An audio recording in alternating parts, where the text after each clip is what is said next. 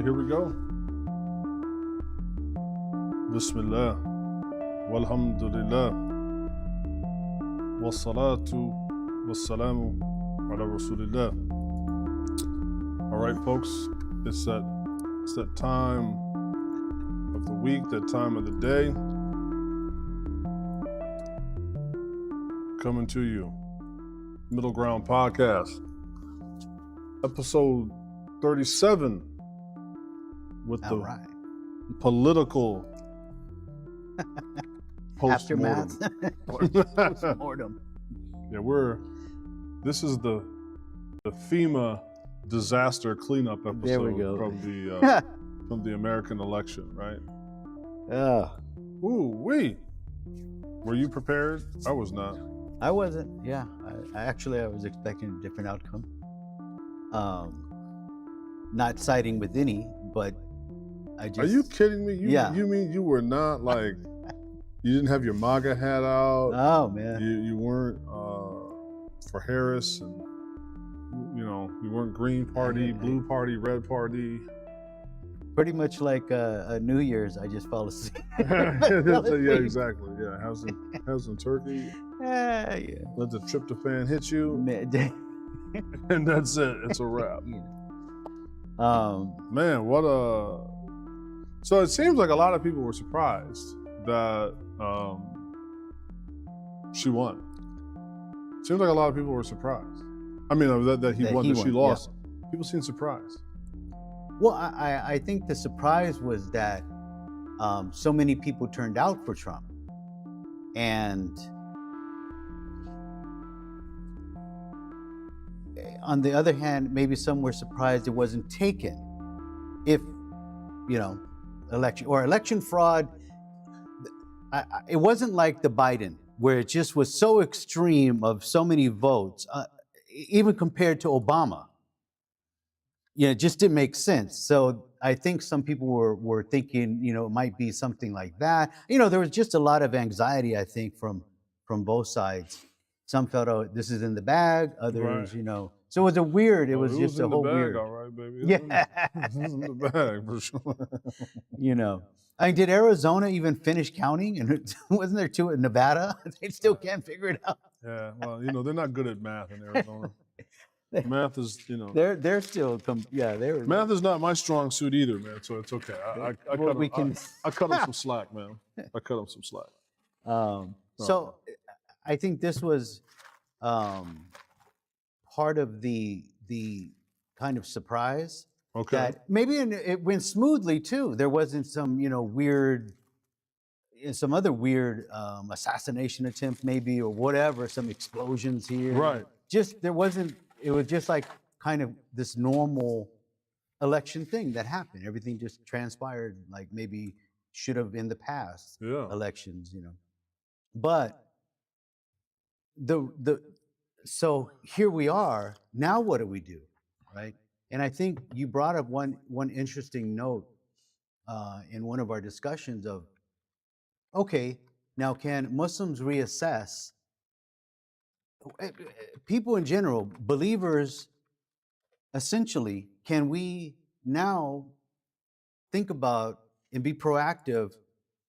Will we join together instead of being, there's this divisiveness that had happened this election with believers, in particular Muslims. Right. And can we unite? What will we do in the next 4 years, the next election? How will we respond here? Are we going to break up again? No, right. You need to vote this way. You need to vote that way. You're not a Muslim unless you vote for me. Right. So what can we unite on? That might, be one thing that we need to assess. So, the podcast is about assessing and thinking about where we're at now, and reflecting on, okay, well, if Trump is in, then we need to hold him to task with his promises. And what were those promises? Did we forget those too? Right. What's going on here? I would say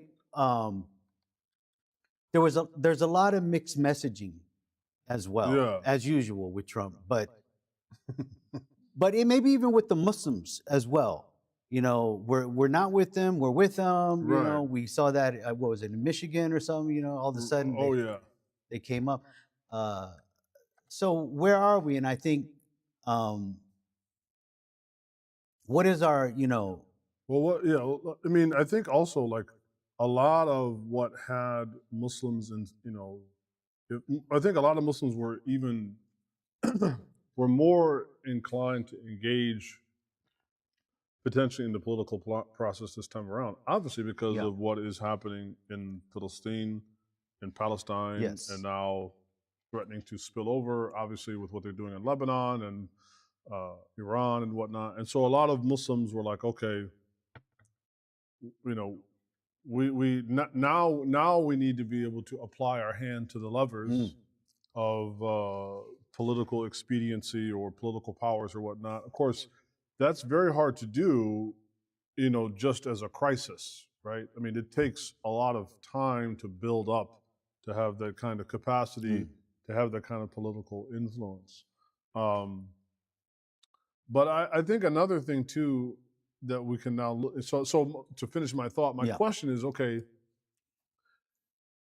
were we fighting against the Biden administration because of what they were doing to the Palestinians, or were we just fighting against the Biden administration? Meaning that, okay, Biden is gone now. Actually, he's been gone for a while. That dude's been on a weekend at Bernie's, man, for a hot minute, man. That man has been out. He's out to lunch. Exactly. Yes. So, he's gone. Harris, that was promising to be his successor, is now, at least for the time being, she is out, and now we're left with the Trump administration. And so, does the fight continue to go on with the same fervor?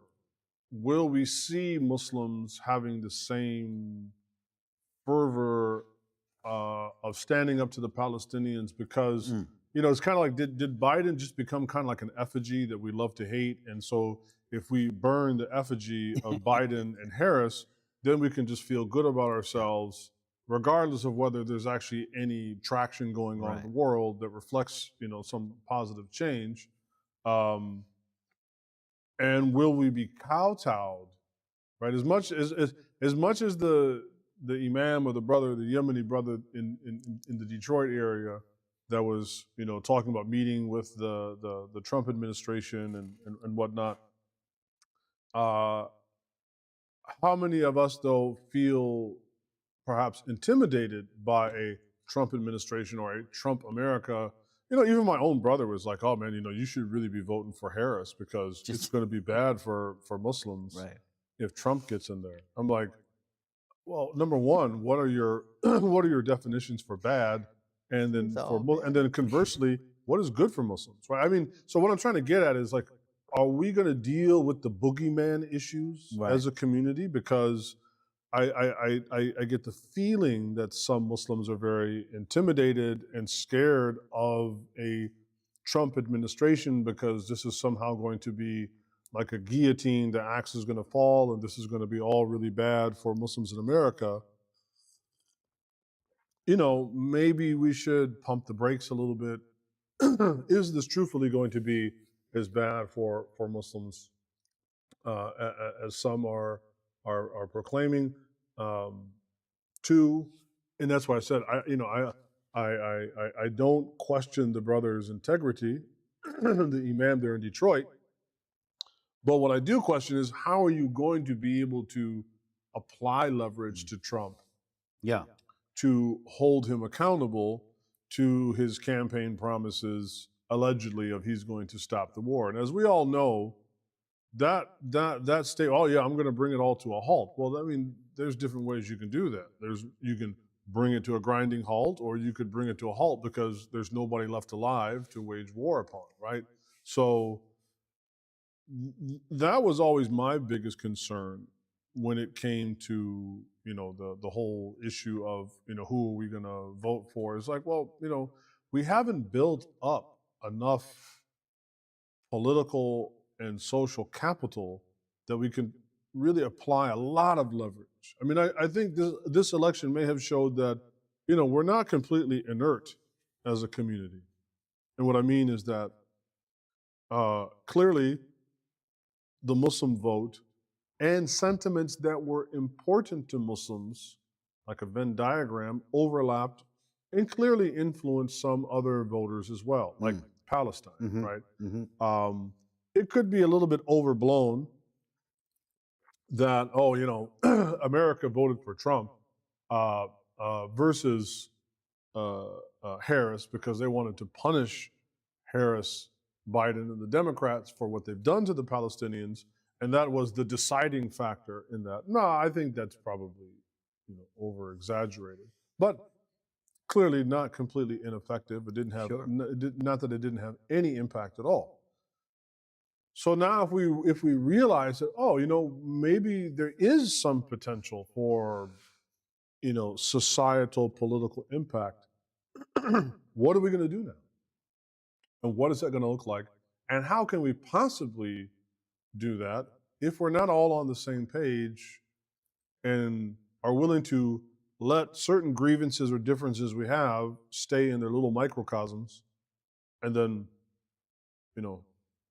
focus on this? I mean, it's like what, Dr. Jackson has said many, many times over. Muslims in America are not even clear what they want out of America. Yeah. Well, I think to review, we definitely understand that the administration, Trump's administration, the policies on Afghanistan, Palestine, Iran.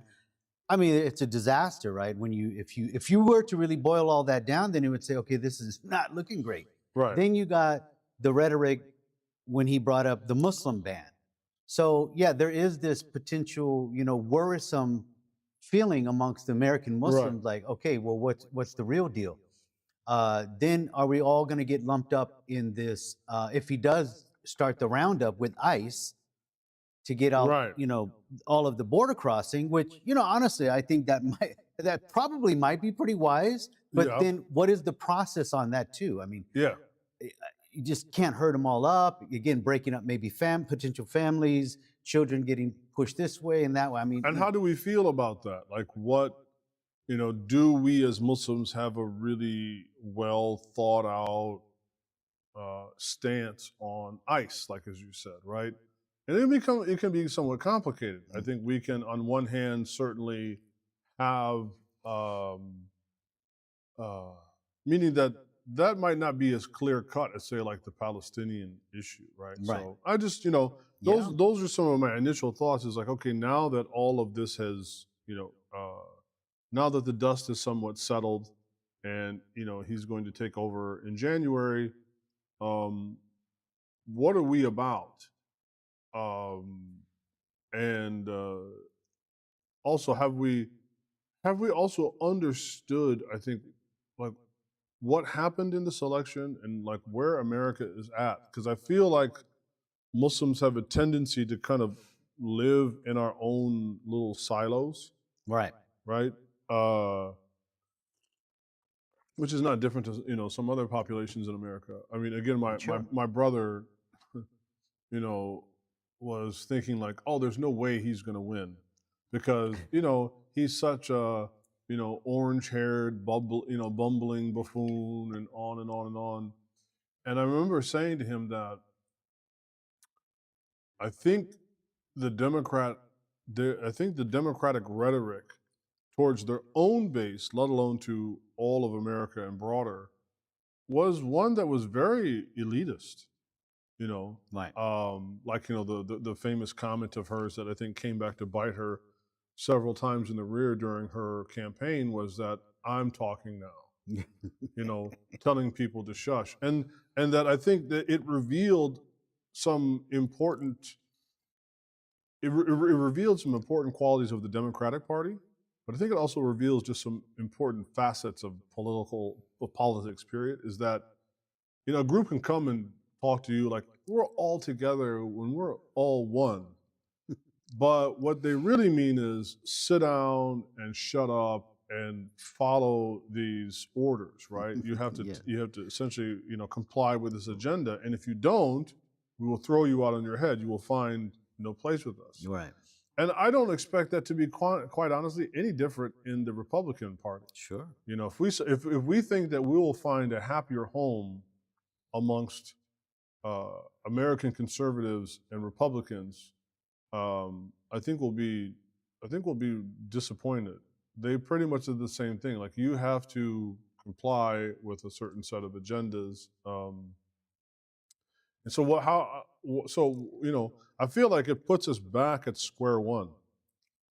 What do we do? What do we do now? Yeah. So okay, if this administration does some of the things that it said it's going to do, then there might be some wiggle room where we can push forward whatever type of agendas Muslims might feel we have. And again, do we know what those agendas are? So yeah, that's the problem. We don't.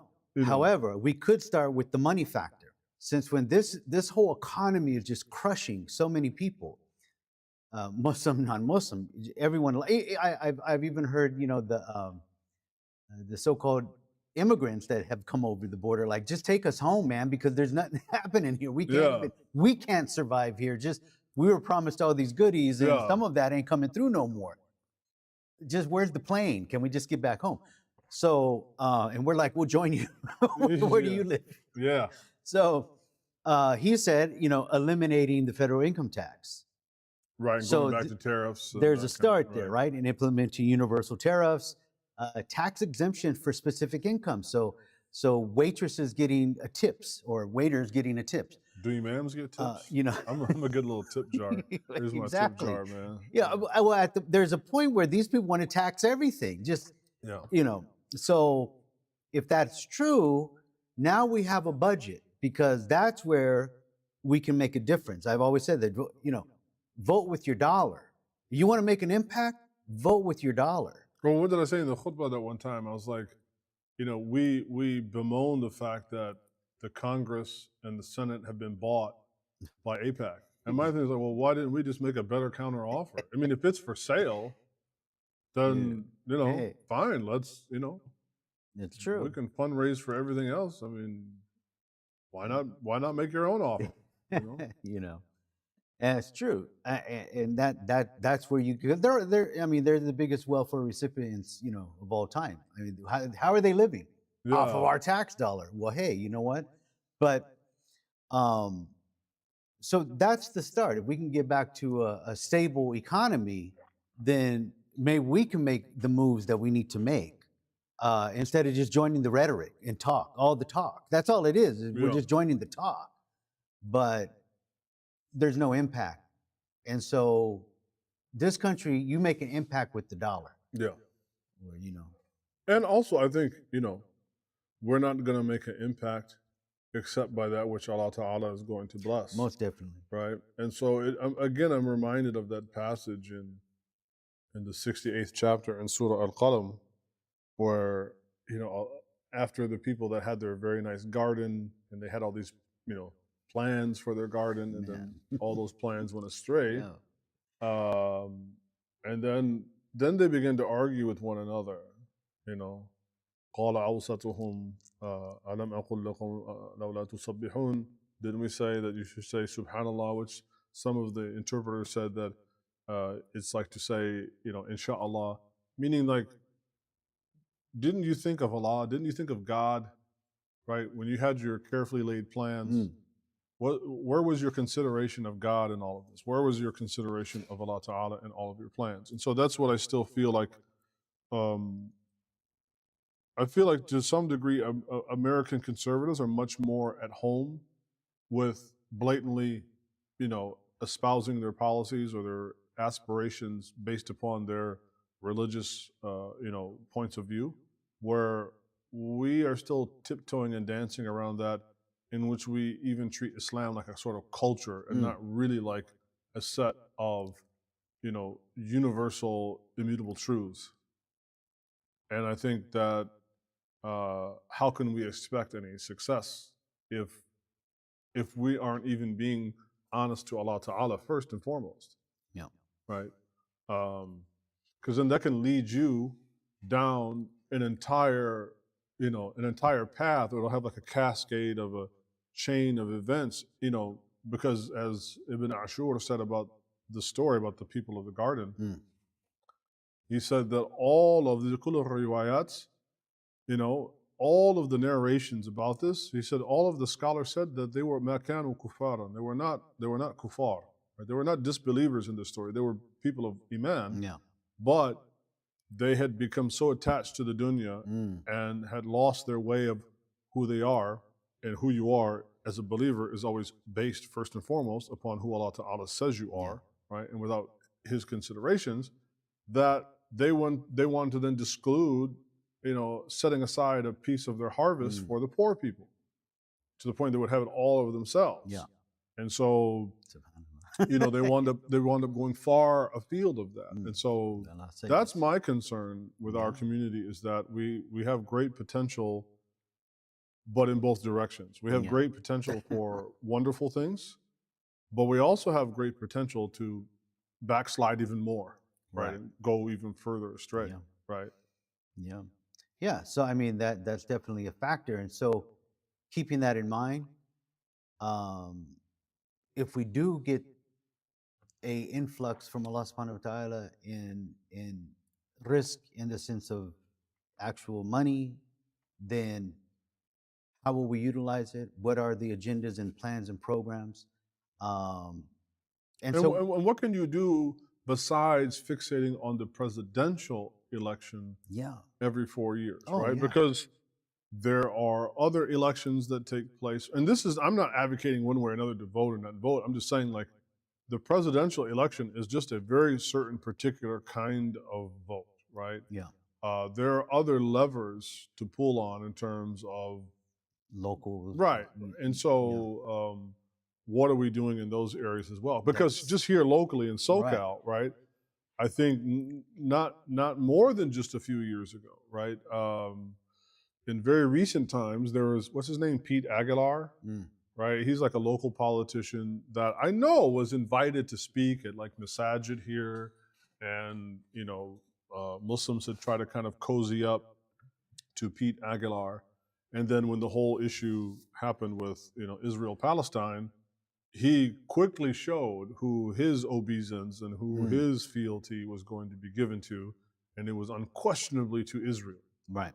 Right. And so that showed us that not only did we not have any impact on a massive, national election, we're not even really having, significant impact on local politics, to where people can come to our own masajid, be invited by the boards. I mean, not here, not a middle ground, but they can be invited to other masajid by other boards that are looking to, curry favor. But then when it comes time to cash in or to expect some type of, reciprocity, it's not there whatsoever.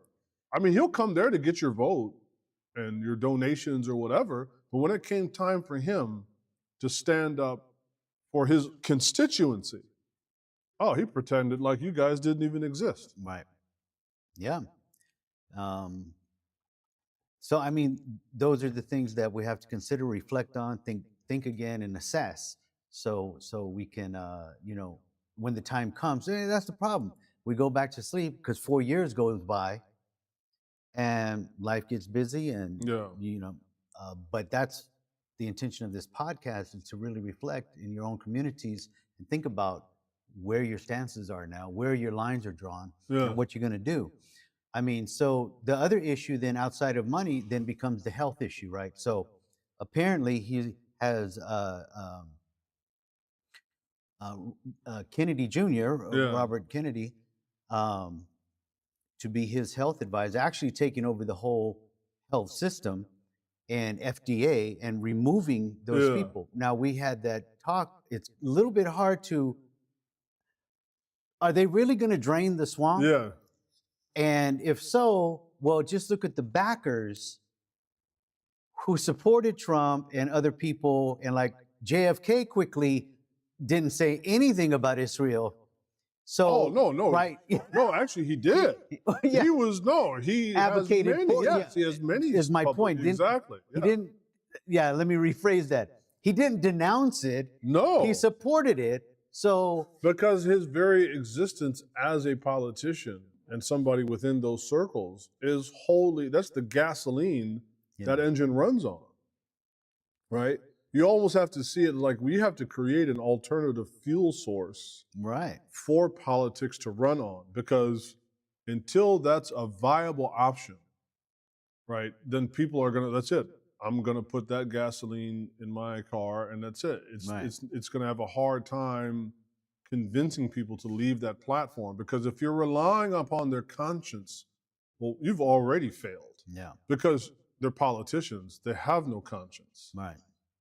I'm just saying, they have no conscience. So you can't appeal to somebody's conscience that doesn't have one. Right. Their only concern is money and power. Yeah. Right. And so that's why I feel like there has to be a bit more realistic, like, are we even prepared to get that? I don't want to say down and dirty, like we would do things that are immoral or against the morality of Islam, but are we really ready for real politique, as they say? Yeah. I mean, that's the question. And it seems as though in America, across the board, every demographic, we kind of just shy away when it's time to get aggressive. Whereas you might see in other European countries, man, let's just burn the whole show down. Right, right. And they do it, like France. But I mean, look at Trump this time around, right? The first going of Trump was, I'm this anti-establishment, character, which to a certain degree, you could say perhaps for the first time around might have had some modicum of truth to it. Sure. I mean, he's clearly part of the establishment just because of what economic bracket that he's in and the nature of all that. So he's in some ways, yes, he is part of establishment. But at least the first time around, he was as much of kind of like a thorn in the side of the Democrats as he was in the other fellow Republicans, right? I mean, he really did. Now, he can't be that second time around because he won, right? If for no other reason, he won an election ultimately on the Republican ticket. So on the second pass, on the second time around, that's not going to be able to be as successfully portrayed. Nonetheless, he leaned very heavily. And in fact, you would say he did such a good job the first time around of applying that propaganda to his base, so to speak, that even though he is not clearly anti-establishment the second time around, you do not have J.D. Vance and therefore vis-a-vis Peter Thiel and all of these others, right? You are clearly establishment. But psychologically and from a propaganda point of view, he's still seen, like they still imagine him, and it is purely imagination, that he is anti-establishment. Sure. He's not anti-establishment. He is now firmly, you cannot have somebody like, what's her name, Adelson, I forget her first name, but the guy's daughter that took over that donated like what, $100 million or more to his campaign? Big time, yeah. You cannot receive $100 million donation and be anti-establishment. You are now, if nothing else, even more beholden to that whole edifice, right? And so these are the things that I think the Muslims need to truly consider. Yeah. When putting all of our vested hope in some kind of change. Now, that's not to say with the Democrats and that establishment, if they're separate or not, they were really outright. I mean, you're going to eat bugs. You're going to lose all your rights. We're telling you this is what's going to happen, and you'll like it. It's going to be better for you. You just trust us, right? And a lot of people were like, yeah, let's trust them because you know what? We don't have no alternative. I'm hearing women like, oh no, we're going to lose all our rights to what? Kill your baby? Right. So it's just gone crazy with the other side, so to speak. Right. Where I think that's why some people were, it became so clear, okay, we have this and we have this other side that's kind of maybe lying to us. These ones are telling us the truth. We're taking everything. You're going to get taxed. We're letting all these people come in. They're going to take everything, all your goodies, but it'll be okay. Just sit tight. Yeah. Where the other one's saying, no, we're going to revamp all that. So trust us. So almost you have to say, okay, I don't know what to do. Let's just trust these guys. Right. This is getting pretty bad over here. And I think this is where this weird dichotomy started to happen, where you would find, certain demographics that never would have voted that in that direction. Yeah. Said, let's do it. And some just were holding firm. I don't know. I just, it sounds bad, but let's trust the plan. Yeah. Just trust the plan. So where do we go? Right. Where do we, okay, you have to stand firm with Allah subhanahu wa ta'ala. You don't forget your religion. You don't forget who you are, your Muslim identity first and foremost, right? And who you owe allegiance to. I mean, they said what? That, and this is, I think these numbers are still very much, being tabulated. But they said that in the last time around, I think Trump got something around 15% of his vote, or 15% of black men voted for him in Texas, right? In Texas, not now, but in Texas. And I think this time around, it was like just under 35%, right? And what I'm saying is these numbers and percentages are important for Muslims to gain a better grasp, to also understand where is America at? Yeah. Where are people's minds at, right? Yeah. So I know it kind of is like a kind of democratic mythology that black people will always vote Democratic, right? And that somehow the Democratic Party always will have the best interests of black people at its heart. It's interesting that a third of black men in Texas, and it would be interesting when we get the perhaps later on when we can finally get the numbers of what it was nationally, but just taking Texas, that number doubled. Oh, yeah. Right, to a third of black men in Texas would vote. And so what I'm saying is, well, what does that mean for us as Muslims going forward to also better understand what's going on in the minds of Americans, right? Because if we think myopically and about everything is just one shot on Palestine, which of course that's a huge major thing. Sure. But we also have to, wrangle with, local issues as well. And I think it's very clear that there's a reason why a group of people that historically don't turn out very high for a party that they feel most certainly does not have their best interests at heart, would suddenly flip and double that number, right?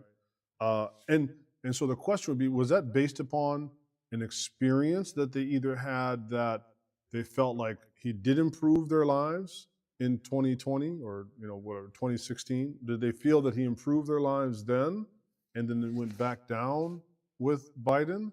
Or is it all in hopes of, or what explains that shift, right? And so I think that, sometimes, I mean, as they say, political science is not really science, right? But I think that Muslims, we have our work cut out for us to really try to study these things so that moving forward, we can, I think, have a better game plan of like, well, what are we going to do the next time around? What do we want? And can we build some moderate sense of coalition where, okay, maybe Palestine is super important for us, but maybe it isn't that important for other people that probably couldn't even point to Palestine on a map or don't know any Palestinians, right?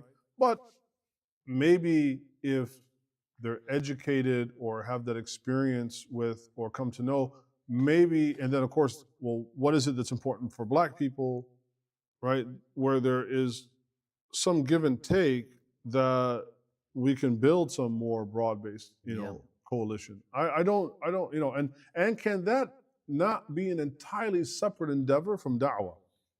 Right.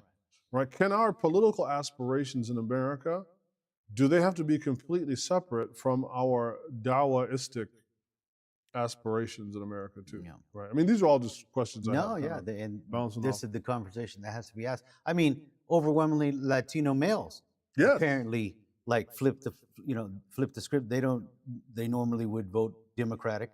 And this is from a candidate saying, "What? I'm Yeah. deporting everybody." Yeah, And so I think what this might show is that, okay, sure, unquestionably, there probably is a certain percentage of the Latino demographic that might not be here legally, and that might seem threatening to them.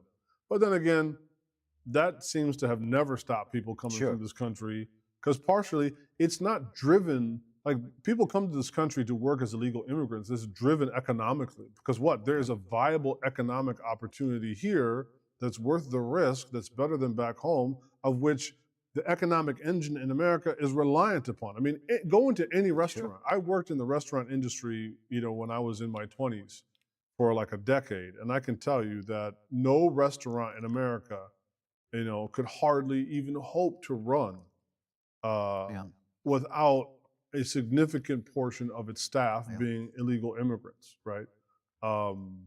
So, maybe those types of, and maybe this is where also, I mean, not that I'm trying to, be a political pundit here, maybe that's part of where the Democratic campaign got it wrong, is that, that is not a sufficient boogeyman thing for an increasing number of Latino voters that, maybe more of them are here legally than are not. And so just like, that's not a concern for them. Or they're like, you know what, we've dealt with that before, and we'll deal with it again. right. Right. And so there was a shift. So there was an interesting, from a few different man on the street, with a significant number of people that came through.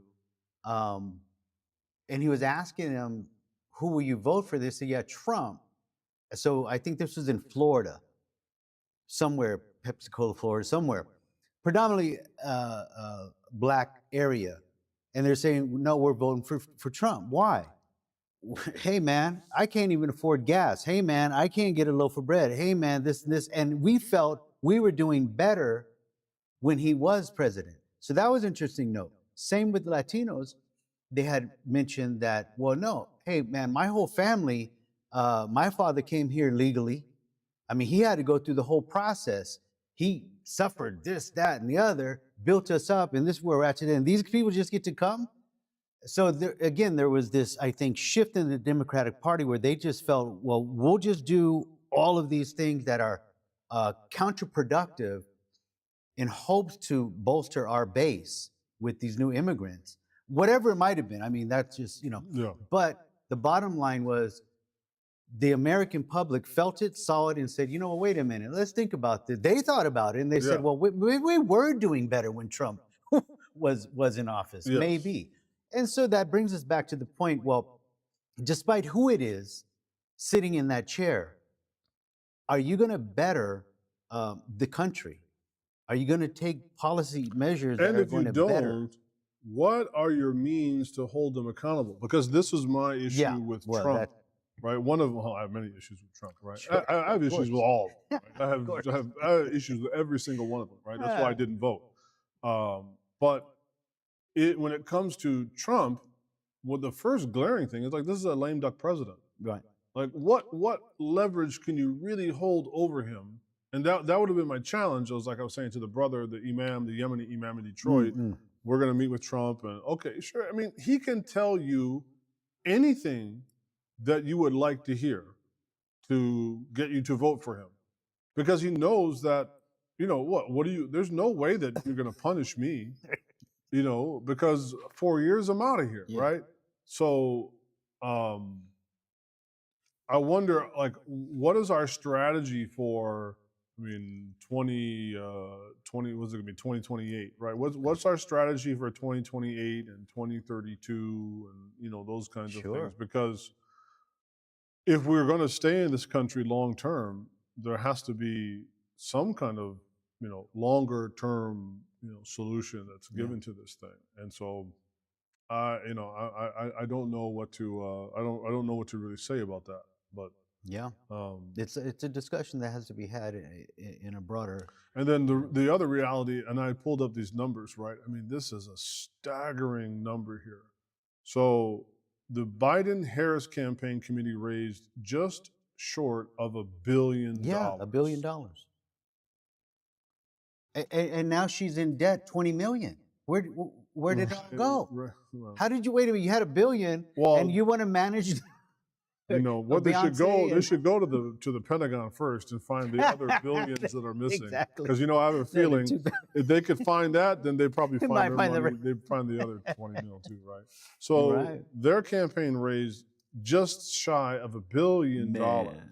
right? Compared to Trump, who raised just shy of 400 million. Okay. Of which, again, Adelson basically gave him a Right. quarter of. Like that's insane, right? Yeah. But So $1 billion. again, if you, and I'm not chastising our brother in Detroit, right? But for those Muslims that had the idea that they were going to vote for Trump under the auspices, okay, we're going to meet with him or meet with his people, and these are our set of demands. Okay, that might sound nice as a purely strategy on paper, right? But who do you think he has more obligation to hold up his end of the bargain to? You in your little cafe eating shakshuka or whatever that it was? Or Adelson that literally gave him a quarter of his campaign funds? Right. And could do it all over again. Right? And so No, I feel like, true. I don't know if we're really going at this in the right, the right way. Yeah. Well, it's hard when you're in the middle of the machine.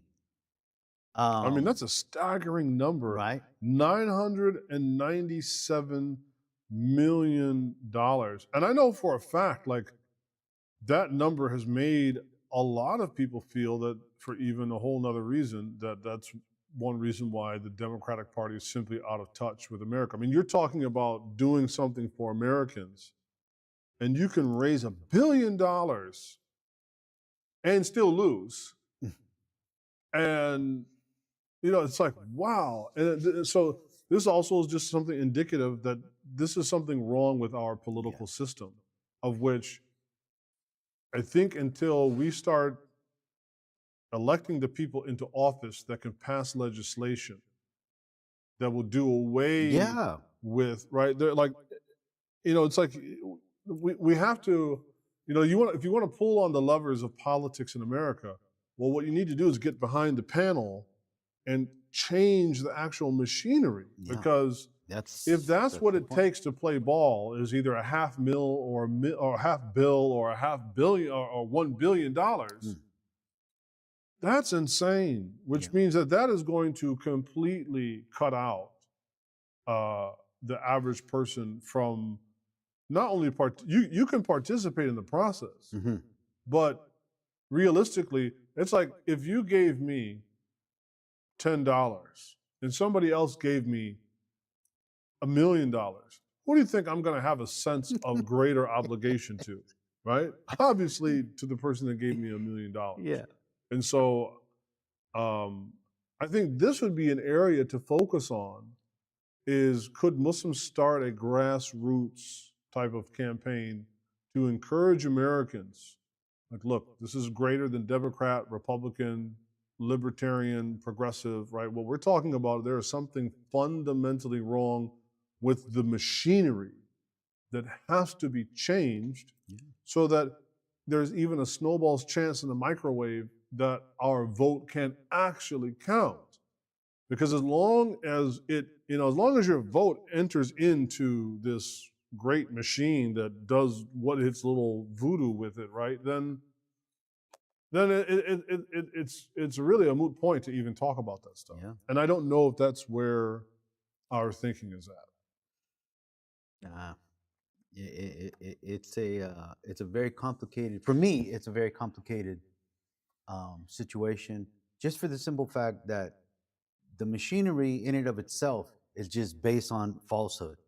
Literally. And it is rigged. I mean, when Trump wants, and this is where, Trump wants to talk about it was rigged. The whole process is rigged against the will of the American people. by the fact that you even have, like, it should be illegal that corporations can contribute Right. lock, stock, and barrel.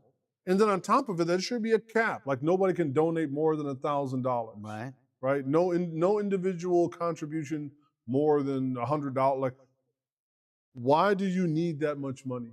Right. Right? It should just be simple. Like, here's the website for candidate A, B, and C. These are your policies. Here's your little YouTube video making your pitch and Yeah, da da do da. I your mean, Zoom. like, you Do know what I your Zoom. mean? You don't need like, to you travel. don't need. Why do you need this? Because that means it's for sale. Like, if you Yeah. if you have to raise $1 billion, then that means you're buying something. So great. Yeah. No, Right. someone did a comparison. And if you can't buy it for $1 billion, then man, you Something need to get wrong. out of the business. You're in the wrong business, man. Well, here's the deal. On some of the minutia there, I think a great portion of that money had went to celebrities to show up. I mean, did you see? I mean- don't know if you saw it, but like right before the end of right before the election, you know, she was obviously very desperate. And so she went and got all of the cast members of the Avengers, like Scarlett Johansson and Don Cheadle, Robert Downey Jr., Chris Evans, like, so all the guys that played all the superheroes. And this also shows, like, wow, like, okay, this guy made a movie about Iron Man, or he made a movie about the Hulk. Why would I care what you think about anything else? Like, you're great at entertaining me for an hour and 45 minutes, but outside of that, why would I be even remotely concerned about anything, right, that you have to say? Exactly. You know, so that part I couldn't understand, you know, and so the money that it would take, right, in order for them to be able to roust those people out of their beds and get them to come and, you know, campaign, is absolutely astounding, man. Yeah. It's so I was like, wow, how much money are they paying Beyonce and Robert Downey Jr. and all of the production that goes behind all of this, the concerts, the staff, the people you got? I mean, just like, why did it cost you $1 billion? Yes. And how could you lose after spending $1 billion?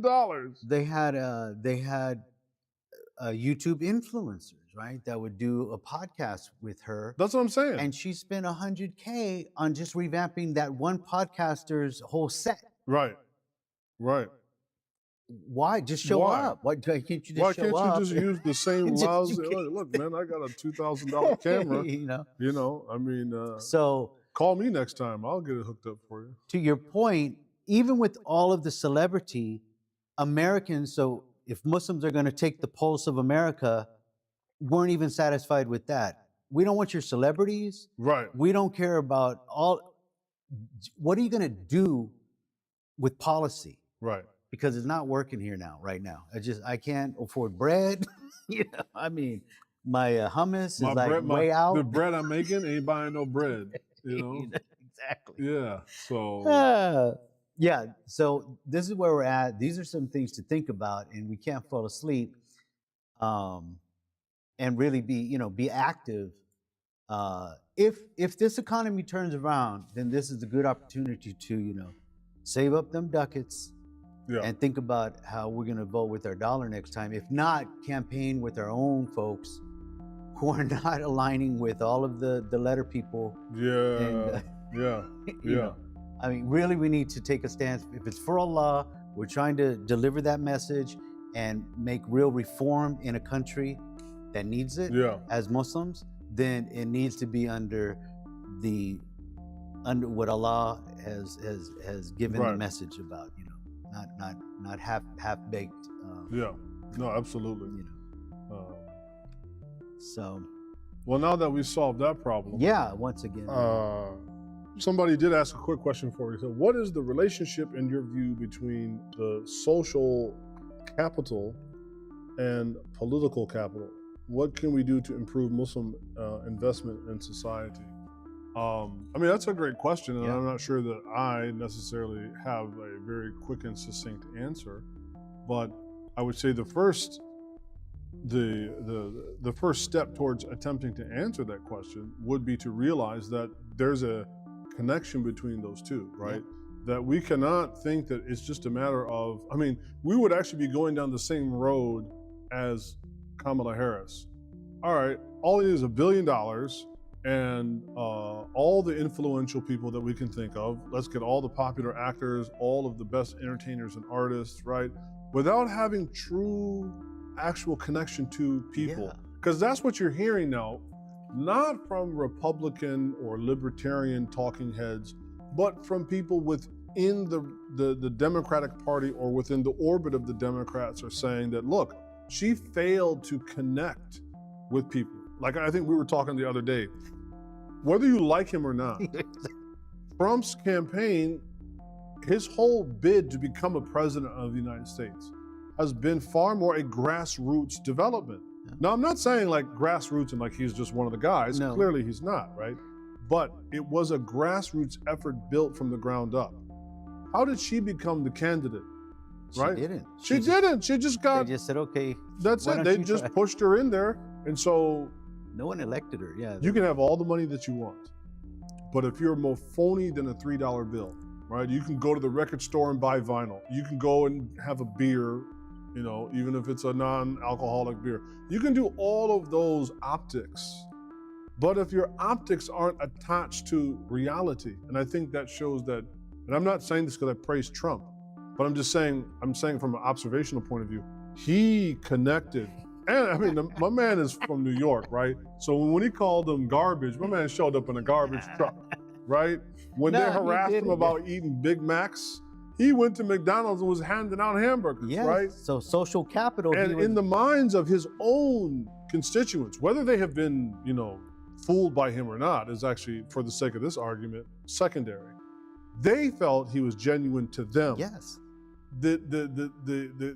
The target audience of the Democrats this time around did not feel that from her. Now, you can have all of mainstream media telling you she's real, and all of the actors telling you she's legitimate, and all of the singers and rappers telling you, but I just don't think it really connected. So to answer Ahmed's question, I think that we have to know that there is a line that ties you know, social capital and political capital together. And I think that one definitely kind of has to come before the other. Yeah. And so that means that we might have to have the humility to like kind of go to the barbershops and or like go all the way back to the beginning, right? And start over and, you know, and go forward, right? And then again, become students of American history. How does politics even work here? How do people work here? Do Muslims, right? I mean, again, I don't mean this in like, obviously, like me and you, we're like American, and other African-American Muslims that have converted, right, tend to get pushed to the side, right? But I'm talking about the biggest demographic of Muslims in America are either foreign-born or their parents or grandparents come from abroad. And so they may not be the people that are most intimately in tune with not only American history, but American psychology and habits. Like, do you understand who you're dealing with? Sure. No, and so you not only might have to go back to the beginning and hit the reset button, but then going forward, you might have to become more of the backer and put people in those positions that have the ability to make the legitimate social and then vis-a-vis political connections. It might not be you. But if your goal and objective is one and the same, then what does it matter, right? So that's all that I mean. Well, I think in summary, just keep it real. I mean, you got to keep, if you're gonna, you can't just, I'm full-time politician. No, I'm politician. In other words, my policies are for the people, and I'm out there with them. Yes. And that's where he kind of no, that's what I'm saying. The spotlight. He played the game better. Again, I'm not saying he's a better person by any stretch of the means, but he did play the game better, and that should be also part of what we study. Like, we should look at look at her mistakes, look at his mistakes. If she did anything good, I don't know, but look at that and learn from that. Right. Whatever he did, look at that, right? And look at others. Like, you have to become a student of this. Yeah, exactly, So.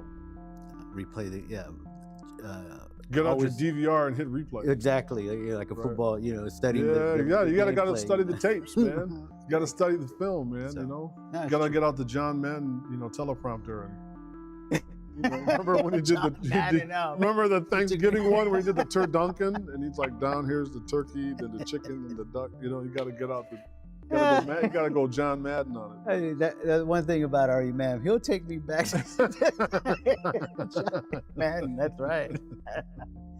Well, alhamdulillah. Inshallah, leave us some comments.